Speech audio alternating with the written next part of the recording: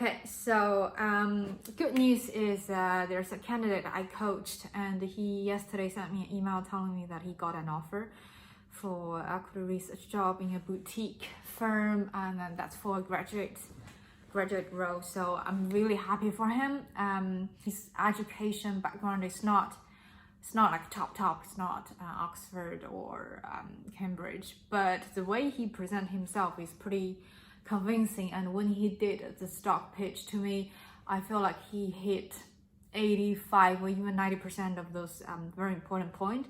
So at that moment, I feel like he's ready. And he told me he sent over 100 resumes. So he keeps trying, and I know that eventually he will land an offer in equity research, just a matter of time. So really congratulate him. I don't know how much I helped in between, but it's just very good news. So other candidates, if you get the offer, let me know. I want to talk about how I feel myself has changed since I took this job. There are some positive changes, some bad habits I got. So I think first is I start to do I start to double check a lot of things, not just the numbers, but also the news. It feels like when I get the news, my first response is it real? Like, is it true news? And I mean, usually if it's Financial Times or a Wall Street Journal, of course, I have a very high faith in the integrity of the news themselves. We don't spend £300 for fake news, right? But I mean, if some other news with unnamed sources, then I will be probably, it's fake news, or there might be some other counter arguments that has been missed, which make us less prone to the fake news, I would say. So I think taking one step further in just believing whatever other people told you, it actually brings a lot of benefits. So for example, I always go to 2 or 3 pages on Google if I'm going to buy products, because I'm going to just search everything relevant to the products I'm going to buy. Is it good? Is it bad? And is there any chance I will buy a cheaper or better products? I think it's just a mentality. It's really has nothing to do with how much money you have. I know there's a trader, I believe she makes millions a year, and she once told me that she will still compare which one is cheaper and might have a better quality, whatever, when that probably only cost, I don't know, 20 pounds or something. So I think it's a good habit change.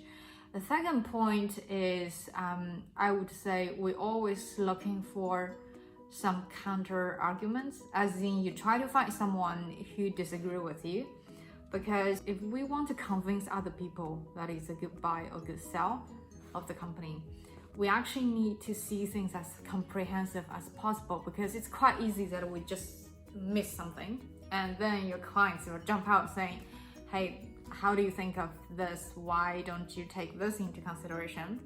And you will be like, oh shoot, actually I completely missed that point. So I know for a lot of buy side, what they're looking for the sell side analyst report is to looking for some evidence that actually go against their own belief. But I think it's a critical point, because a lot of people, they have a habit of only believing things that favor their point. I think it's called a confirmation bias. So if there's evidence that go against them, they will just ignore that, which is actually quite bad for you to form a critical thinking habit. The third one is I start to do a lot of mental calculating. I'm not sure if it's a good thing or bad. So the number I calculate most is price per square feet or price per square meters. That's quite typical for a real estate analyst. And also, think about the return rate. It's actually not that difficult to check. And also maybe the rental yield, and you think, maybe the rent is too high, or maybe the capital value per square foot is too low. That really doesn't make sense in this area. You at least have a second thought on the whole thing instead of just taking a bunch of numbers. The fourth point is, I think people who working a very fast pace industry and who got a lot of information every day, they're generally acting less surprised to the news, if you see what I mean. So for example, I tell you that before I get into this industry, whenever the PBOC, People's Bank of China, whenever they announce something, usually on Friday night, they say, oh, we're going to cut a reserve rate for 50 bips, or something like that. And my friends, including me, will all be like, oh my God, we'll share those posts everywhere just to try to show other people like we are at the very front end of the news. When I get into the investment bank, I realized actually all the analysts has a forecast on those numbers already. You know, it's like the Federal Reserve, what's their expectation.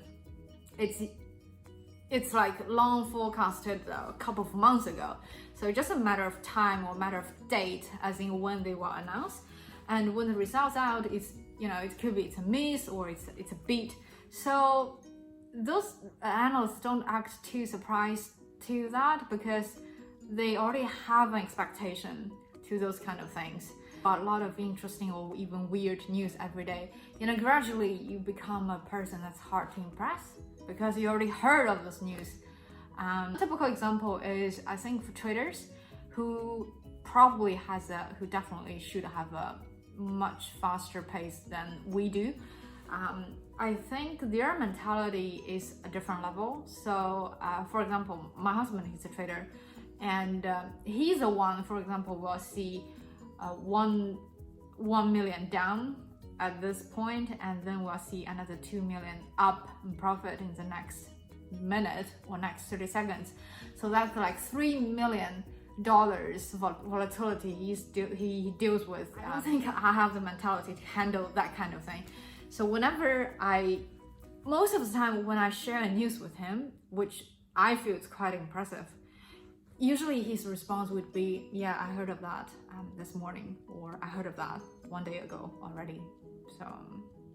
So that's the difference between him and I. And I also feel like all the trader friends I have, they give me the impression that they are particularly calm, as in they don't really act too surprised to many things you talk about, because they have been to that level already, and the rest of that will be like a walk in the park. You see what I mean? The rest of being a research analyst make me have more critical thinking. You think things more comprehensively and in both sides, and you become more independent thinking instead of just following the crowd, because you need to have your own thinking to differentiate yourself from the other analyst.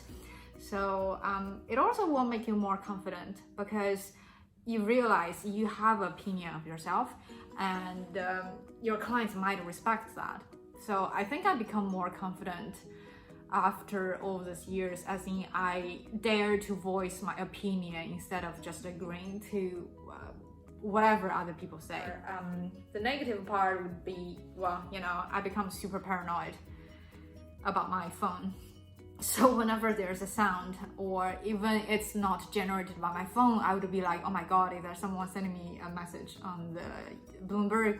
Is that an email? Is that my boss texts me? And then I would jump out and to check the news. And it's super necessary when you work, but it's super bad that I cannot switch off or unplug. And it's more likely that I will dream about doing my Excel or having client meeting when I sleep.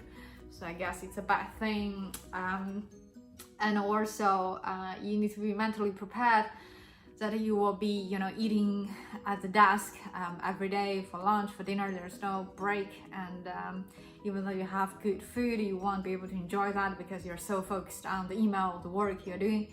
So I guess that's a kind of trade-off. Yeah, basically that's it. So have a think of that, and if you want to have those changes. And again, we're in the middle of earnings seasons, and I don't want to talk too much about that. Maybe we can talk about that next time. Okay, bye.